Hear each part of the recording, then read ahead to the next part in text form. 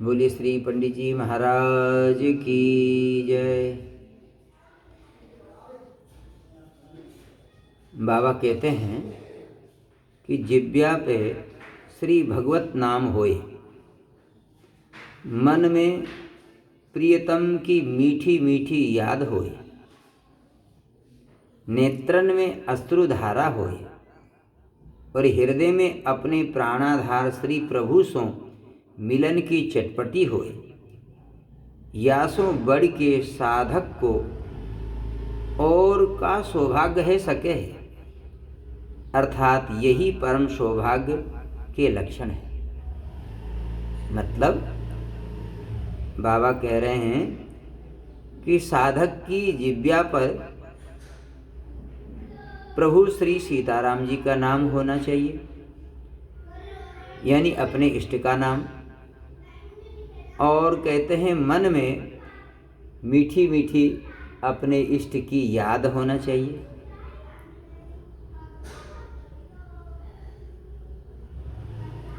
और नेत्रों में प्रेम के आंसू और हृदय में अपने प्राणाधार प्रभु श्री सीताराम जी से मिलने की चटपटी। अब देखिए यहाँ पर बाबा ने कहा है कि जिस साधक के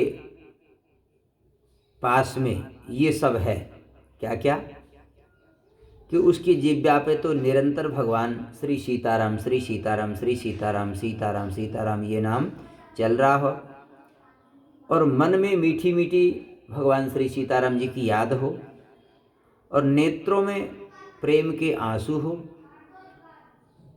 और हृदय में भगवान से मिलने की चटपटी लगी हो। जिस साधक के पास में ये सब है तो समझिए उससे बढ़कर के अब इससे बढ़कर के और क्या सौभाग्य हो सकता है। ये चार वस्तु यदि है आपके पास में, साधक के पास में, तो समझे उसका ये परम सौभाग्य है। वो दुनिया का सबसे बड़ा धनी व्यक्ति है, उससे बड़ा और कोई भी नहीं है जिसके पास में ये है, जिसकी जिह्वा पर निरंतर नाम चल रहा हो, जिसके मन में भगवान की मीठी मीठी याद बसी हो, और नेत्रों में प्रेम के आंसू हो, हृदय में अपने प्रभु से मिलने की चटपटी लगी हो। अब इससे बढ़ कर के और क्या चाहिए। दुनिया का सब धन मिल गया, सब कुछ मिल गया। रूप छके झूमत रहे, तन को तनिक न ध्यान, नारायण द्रग जल भरे, यही प्रेम पहचान। प्रेम की पहचान बता रहे हैं बाबा। रूप छके, भगवान का रूप, निरंतर रूप का दर्शन कर रहे हैं, रूप में छके हैं। रूप छके झूमत रहे, आनंद में रूप का दर्शन कर रहे हैं तो भीतर से प्रसन्नता हो रही है। तो रूप छके झूमत रहे, और तन को तनक न ध्यान, अपने शरीर का ध्यान ही नहीं। नारायण द्रग जल भरे, नेत्रों में जल भरा हुआ है, आंसू प्रेम के। तो कहते हैं यही प्रेम पहचान, यही है प्रेम की पहचान। जैसे गोस्वामी जी ने कहा ना, मम गुण गावत पुलक शरीरा, गद गद गिरा नयन बहनीरा।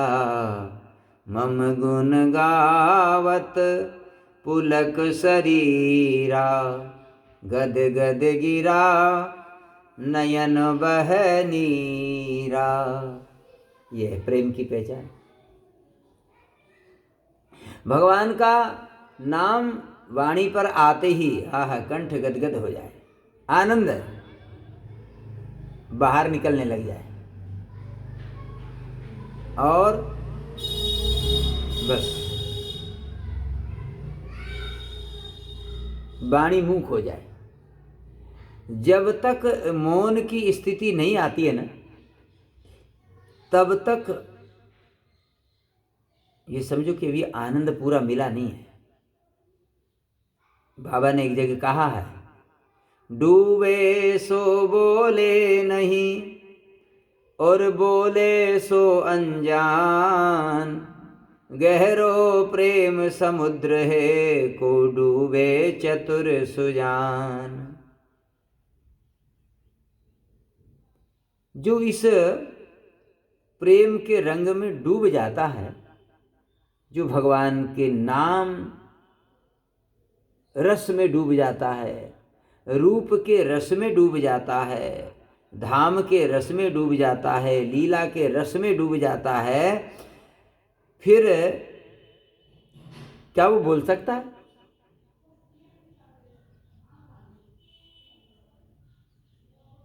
जल में डूबा हुआ व्यक्ति बोल सकता है क्या? नहीं बोल सकता ना। जैसे मान लो कोई व्यक्ति जल में गिरा हुआ है और वो कहे अरे मैं डूब रहा हूं, मैं डूब गया, मुझे बचाओ बचाओ बचाओ, मुझे बचाओ, तो क्या वो पूरी तरह से डूब गया? अभी पूरी तरह से डूबा नहीं। जब डूब जाएगा ना तब वो बोल ही नहीं पाएगा। बस यही स्थिति है आनंद की, इस प्रेम की, कि जब ठाकुर जी के नाम रूप लीला धाम में जब कोई साधक डूब जाता है, उसमें खो जाता है, तो वहां फिर वो मौन वाली स्थिति आती है, फिर वो बोलता नहीं है, उसके लिए कुछ नहीं, फिर वो तो अपने नेत्र बंद करके अपने आनंद में मस्त रहता है। कभी हंसेगा, कभी गाएगा, कभी रोएगा, कभी चुप हो जाएगा, कभी शांत, कभी जोर जोर से बोलेगा। उसकी जो स्थिति है वो पागल वाली स्थिति होती है। पागल नहीं होता है वो आनंद के कारण उसके अंदर ये सब लक्षण प्रकट होते हैं। जो इतना आनंद आता है, इतना आनंद आता है, ठाकुर जी की नाना प्रकार की जो लीलाएं हैं, आनंदमयी लीलाएं हैं, तो वो जो लीलाएं उनके ध्यान में आती है। कभी किस लीला का दर्शन किया, मान लो प्रभु बढ़िया माखन चोरी लीला कर रहे हैं, तो लीला को देख के हंस गए तो हंसने लगता है। अच्छा मान लो कोई लीला ध्यान में आ गई कि ठाकुर जी वनवास में गए, विरह हो गया, तो रोने लग गए। मतलब कहने का मतलब यह है कि वो तो आनंद में डूबे रहते हैं, पर दूसरे लोग समझते हैं कि ये पागल हो गए, जबकि वो पागल नहीं है। हाँ, और क्या। तो इसलिए रूप छके झूमत रहे, तन को तनक न ध्यान, नारायण द्रग जल भरे, यही प्रेम पहचान। यह है प्रेम की पहचान। आगे बाबा कहते हैं, आवेश में आई के कोई काम न कर डाले। आवेश में आकर के कोई काम नहीं कर देना चाहिए। श्रद्धा में आवेश नहीं होए। जहाँ श्रद्धा होती है वहाँ आवेश नहीं होता है। अविचल गंभीरता और धैर्य होए है। श्रद्धा में अविचल गंभीरता और धैर्य होता है। आगे बाबा कहते हैं, आत्मविश्वास साधक के पास में ये पूरा पूरा होना चाहिए। होता है जो साधना करता है, जो अपने ठाकुर जी से प्रेम करता है, तो उनके अंदर ना आत्मबल इतना मजबूत होता है कि वो बड़ी से बड़ी परिस्थिति से भी विचलित नहीं होते हैं। महान से महान दुख आ जाए, पहाड़ टूट जाए दुखों का, उसमें भी वो एकदम शांत बने रहते हैं। अपने प्रभु का बल है, विश्वास है। तो विश्वास होता किसको है? आत्मबल मजबूत किसका होता है? आत्मबल मजबूत उसी का होता है जो भगवान से कनेक्ट है, भगवान से जुड़ा हुआ है, जो भगवान के आदेशों का पालन करता है, जो भगवान की बात मानता है, जो भगवान की आज्ञा के अनुसार चलता है। वो भगवान की आज्ञा मतलब शास्त्र, हमारे वेद शास्त्र आदि में जो लिखा है ना, यही भगवान की आज्ञा है। तो शास्त्र के अनुसार जिसका जीवन है उसका आत्मबल बहुत मजबूत होता है। वो कभी डरता नहीं किसी से भी। इसलिए कहते हैं आत्मविश्वास, श्रम करवे को स्वभाव। परिश्रम करने से नहीं डरता है वो, चाहे जितनी सेवा करवा लो।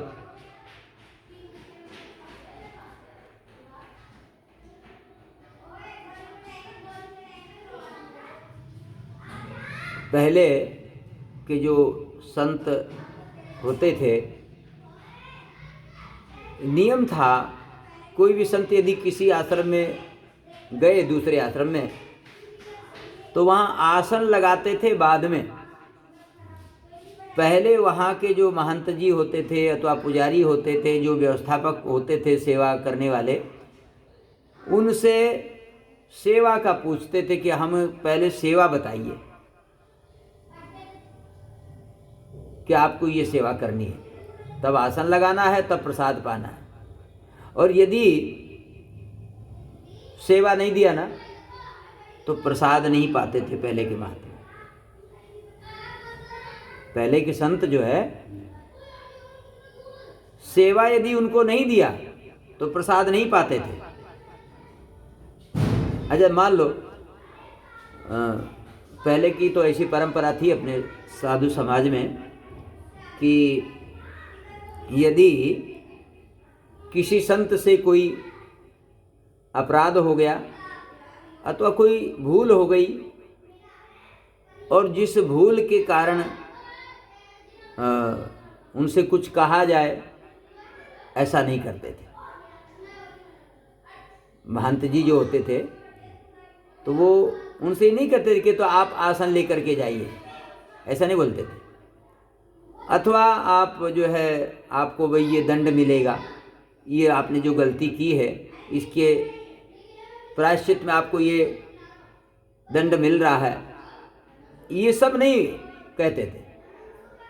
तो मान लो यदि किसी से कोई भूल हो गई, कोई गलती हो गई, कोई अपराध बन गया, तो उसके बदले में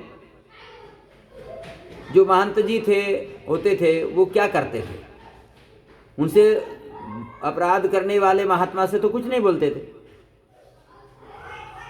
तो करते क्या थे, बोले ये करते थे कि उनकी सेवा बंद कर देते थे। जो सेवा वो करते थे वो सेवा उनकी छुड़ा दिया जाता था कि बोले आज से आपकी ये सेवा बंद है, आपको ये सेवा नहीं करना है। तो अब मान लो यदि किसी सेवा के लिए उनसे नहीं कहा जा रहा है, 1 दिन हो गया, 2 दिन हो गया, 3 दिन हो गया, तो वो महात्मा अपने आप समझ जाते थे फिर कि हमसे कोई भूल हुई है, हमसे कोई गलती हुई, इसलिए हमारी सेवा छुड़ा लिया। फिर वो जाकर के महंत जी के चरणों में जाकर दंडवत प्रणाम करते और अपनी भूल के बारे में पूछते कि महाराज क्या गलती हुई, क्या भूल हुई, हमें बताएं। ऐसा शिष्टाचार था पहले। सेवा यदि नहीं करेंगे तो प्रसाद नहीं पाएंगे, ऐसा नियम था पहले। हमको पहले सेवा, बाद में प्रसाद। आज का नियम कुछ दूसरा हो गया। अब आज तो सेवा के लिए मान लो, कहीं सबके लिए नहीं है, कहीं कहीं ये नियम, मतलब सबके ऐसे विचार नहीं होते, लेकिन ज़्यादातर ऐसा चल गया है कि सेवा के लिए कह दो तो हम जा रहे हैं आसन लेके दूसरी जगह रह लेंगे, कोई तुम्हारे यहीं थोड़ी सेवा हो रही है, लेकिन पहले के जो संत थे वो बिना सेवा किए प्रसाद नहीं पाते थे। तो हमारे पहले जो संत हुए हैं उनका रहन सहन, आचार विचार, शिष्टाचार सब अलग था, अनुकरण करने योग्य। तो इसलिए यहाँ पर कहते हैं कि श्रम करवे को स्वभाव, सेवा करने का स्वभाव, इसमें पीछे नहीं हटना है। हाँ,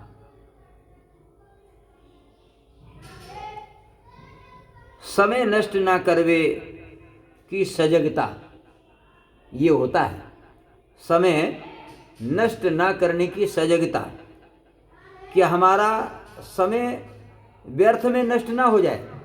जो समय मिला है मान लो ठाकुर जी की सेवा के बाद में जो समय बचा है, 1 घंटा 2 घंटा है कुछ भी, तो उस समय को जैसे आज हम लोग मोबाइल आदि में या व्यर्थ की बातों में उस समय को व्यतीत कर देते हैं, है ना।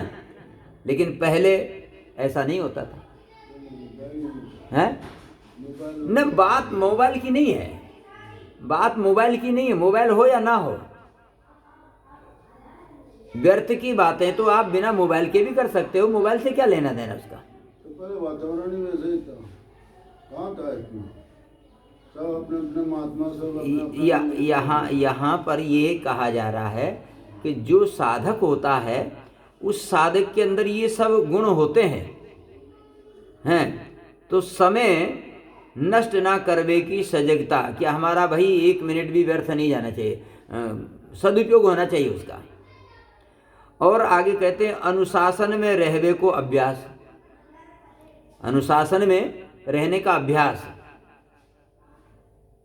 मान लो जिस हम आश्रम में रह रहे हैं तो उस आश्रम के नियम आदि के अनुसार, है ना। और कहते हैं और लक्ष्य की दृढ़ता, अपने लक्ष्य की दृढ़ता कि हमारा लक्ष्य क्या है, भगवान का भजन करना है, भगवत प्राप्ति करना है, अपना कल्याण करना है, तो अपने लक्ष्य में एकदम अडिग। और सब अध्यात्म में सफलता पाएबे की कुंजी है। कहते हैं ये जो सब बताया गया ना, ये सब बातें, ये सब जो है अध्यात्म में सफलता पाने की एक चाबी है, चाबी। ये जो अभी बताया गया, क्या क्या बताया गया। सबसे पहले बताया गया कि आत्मविश्वास, दूसरा है श्रम करवे को स्वभाव, यानी परिश्रम करने का स्वभाव, तीसरा है समय नष्ट नहीं करने में सावधान, चौथा है अनुशासन में रहने का अभ्यास, और पांचवा है अपने लक्ष्य में अडिग।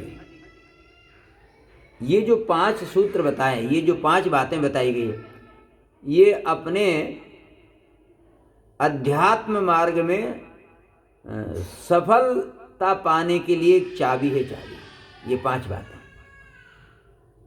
ये पांचों अपने जीवन में होना चाहिए।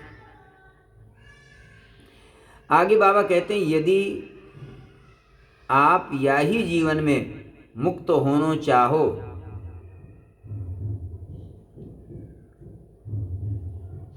हो, यदि भगवत प्राप्ति करनो चाहो हो और अपनो परलोक बनानो चाहो हो, तो भूल जाओ कि कोई आशीर्वाद दे देगो और ईश्वर मिल जाएंगे। वाह, बाबा कह रहे हैं कि यदि आप इसी जीवन में मुक्त होना चाहते हो, आप यदि इसी जीवन में मुक्त होना चाहते हो तो, अथवा भगवत प्राप्ति करना चाहते हो तो, अथवा अपना परलोक बनाना चाहते हो तो क्या करना। बोले भूल जाइए। क्या भूल जाएं? कि हमें कोई आशीर्वाद देगा, मतलब किसी दूसरे के आशीर्वाद की आशा लगा करके मत बैठो कि कोई दूसरा संत कोई हमको आशीर्वाद देगा तब हमारा कल्याण होगा। ऐसा नहीं, इस बात को तो एकदम मन से ही उतार ही दिया जाए। ये सब जो सूत्र बताए गए, इन सूत्रों को अपने जीवन में उतारा जाए और भजन किया जाए तो आपको किसी के आशीर्वाद की जरूरत नहीं पड़ेगी, है ना। ज्ञान है जाएगो या समाधि लग जाएगी, हाँ ऐसो है तो जाए है, परंतु वह निष्फल ही रहे है। कि कोई हमें आशीर्वाद देगा तो हमको ज्ञान हो जाएगा, हैं, हमारी समाधि लग जाएगी। ऐसा हो तो जाता है लेकिन वो निष्फल रहता है। ऐसो कोई स्थायी लाभ नहीं होए, मतलब स्थायी लाभ नहीं होता है, टिकाऊ लाभ। अपने किए बिना जो कछु होएगो अथवा जो कछु मिलेगो वह केवल धोखो ही होएगो। मतलब अपने किए बिना जो कुछ भी मिलेगा, जो कुछ आएगा, वो सब धोखा ही होगा। मतलब खुद को करना चाहिए। यह आगे कहते ये भूल ही जाओ, यह भूल ही जाओ कि परमार्थ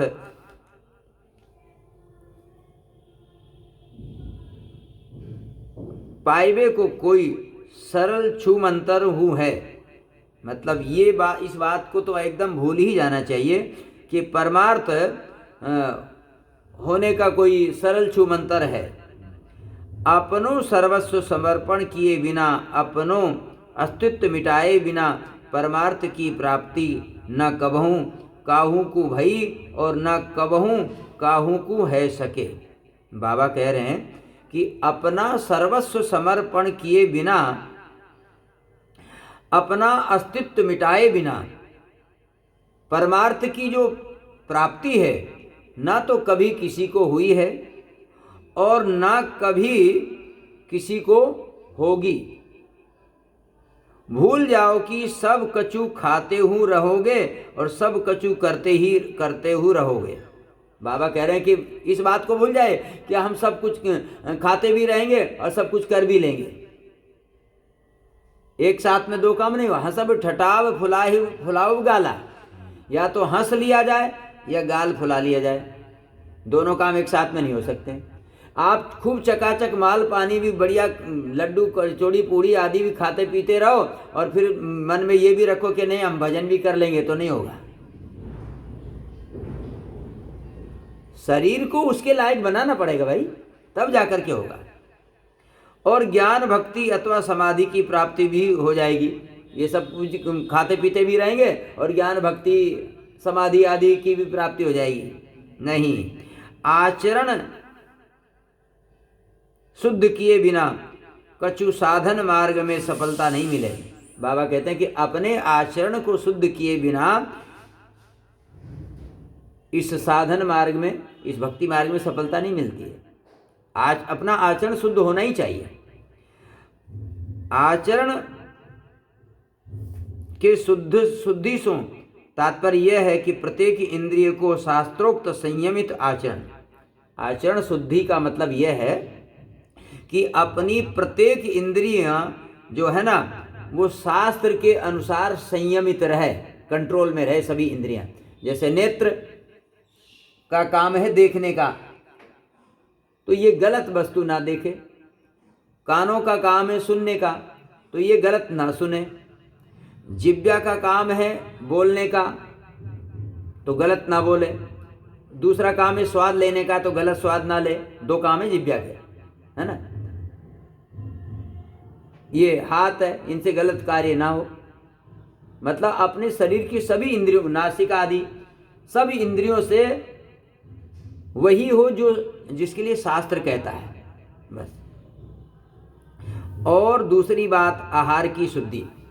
दूसरी बात यह है कि आहार की शुद्धि, अपना जो आहार है, भोजन है, वो शुद्ध होना ही चाहिए। जब तक वो शुद्ध नहीं होगा, शुद्ध का मतलब यहाँ यह है, जैसे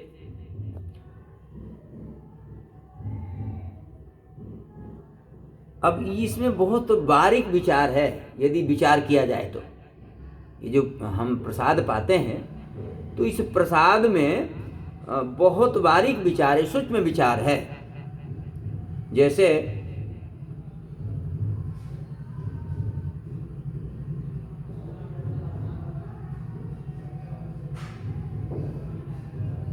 अन्न कहाँ से आया, किस धन से आया, कैसे आया, फिर उसके बाद में वो बनाने वाला कौन है, किस विचार से बना रहा है, बनाते समय वो क्या सोच रहा है। प्रसाद बनाते समय वो क्या सोच रहा है।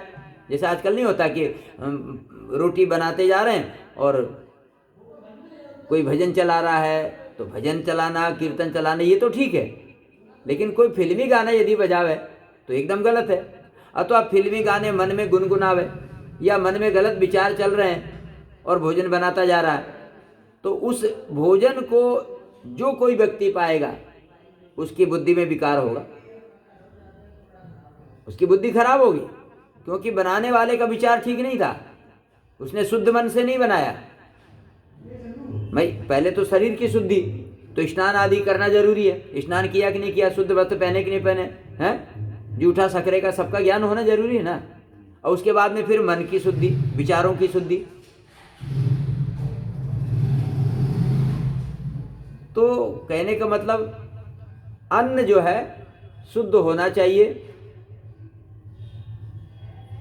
एक तो शुद्धता पवित्रता पूर्वक उसको बनाया जाए, अच्छे विचारों के साथ में बनाया जाए। उसके बाद में फिर ठाकुर जी को भोग लगाया जाए, हैं, और फिर उस प्रसाद को पाते समय भगवान का चिंतन करते करते पाइए, तब उस प्रसाद का कुछ आनंद ही अलग होगा, मन लगेगा भगवान में। श्री चैतन्य महाप्रभु की जो धर्म पत्नी थी श्री विष्णु प्रिया जी, जब श्री चैतन्य महाप्रभु ने संन्यास ले लिया और विष्णु प्रिया जी को छोड़ दिया, तो श्री विष्णु प्रिया जी ने फिर अपना जो जीवन है वो कैसे व्यतीत किया, क्या लेती थी वो प्रसाद में। तो ऐसा वर्णन है कि चावल ले लिए और एक चावल का दाना उठाया और हरे कृष्ण कृष्ण कृष्ण हरे हरे, हरे राम राम राम हरे बोल करके दाने को रख दिया।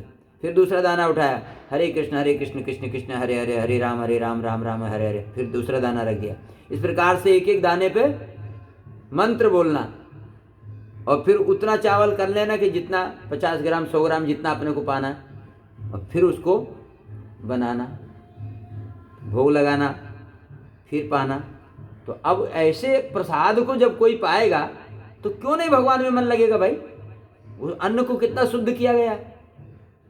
अब आजकल तो हम लोग विचार ही नहीं करते हैं कि अन्न, अब जैसे आप ये विचार कर लो, जो भंडारे में जो नाना प्रकार के जो भंडारे होते हैं, बड़े बड़े भंडारे होते हैं, तो अब इन भंडारों में कोई जरूरी नहीं कि शुद्ध अन्न ही है, शुद्ध धन ही है। देने वाला, भंडारा देने वाला व्यक्ति कौन है, क्या है, कैसा है, किस उद्देश्य से दे रहा है, उसका अलग उद्देश्य क्या है भंडारा करने का, उसकी भावना क्या है, भंडारा करके वो साधुओं से क्या चाहता है, हैं? भाई कोई ना कोई कामना होती है ना कि मैं इतने संतों को भोजन करा रहा हूं तो इसका फल मुझे ये मिलना चाहिए, कामना होती है। तो आप यदि उसका भोजन करोगे तो आपका भजन जाएगा और उसकी कामना पूरी तभी ना होगी, फिर आपके पास क्या बचा, क्या बचा आपके, ऊपर से दक्षिणा और दे रहा है। कहने का मतलब जो है ना, भंडारा का अन्न भजन नहीं होने देता है। भंडारे का अन्न भजन नहीं होने देता। भजन करने के लिए तो आपको एकदम रूखा सूखा, कहता है ना, रूखा सूखा पाए के ठंडा पानी पियो। रूखा सूखा, चिकना चुपड़ा आदि आप घी माल मलिदा पाओगे ना, भजन तो हो ही नहीं सकता है। एक तो शरीर वैसे तामसी हो जाएगा, आलसी हो जाएगा, नींद ज्यादा आएगी, आलस आएगा। भजन करने के लिए तो बैठना पड़ता है ना, तो बैठने के वो चैतन्यता है ही नहीं, आलस आ रहा है, सो जाओगे। तो ये सब होता है भोजन से। कम से कम भोजन किया जाए, शुद्ध भोजन किया जाए, प्रसाद पाते समय भगवान का चिंतन किया जाए, तब जाकर के भजन में मन लगता है। अपने भरत जी महाराज का क्या नियम था, जब नंदीग्राम में रहे भरत जी महाराज, तो गौ माता को खिलाते थे जो जानते ना, जो जिनसे हवन, तिल जो चावल जो हवन में पड़ता है, जो, तो गौ माता को जो खिला दिया। फिर वो गोबर करती थी, उस गोबर को उठा लेते थे, उसको बाल्टी में उसको धो लिया, है ना, गोबर निकाल दिया, उसको छान लिया, फिर वो जो बचा है ना, उसको बढ़िया से धोया, धो धा करके फिर उसको वो जौ को फिर गौमूत्र में उसको उबालना, और गौमूत्र में उबाल करके फिर उसको एक बार पाना और भजन करते थे। तब उनका भगवान में मन लगा था भरत जी का। आप ये समझ लो कि जो भी ये चाहता है साधक कि हम भजन करें अथवा हमसे भजन हो, तो उसको अपने आहार के ऊपर कंट्रोल करना ही पड़ेगा।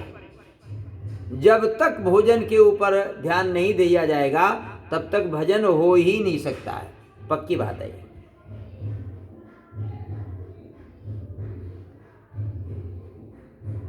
तो यहाँ पर बाबा यही बात कह रहे हैं कि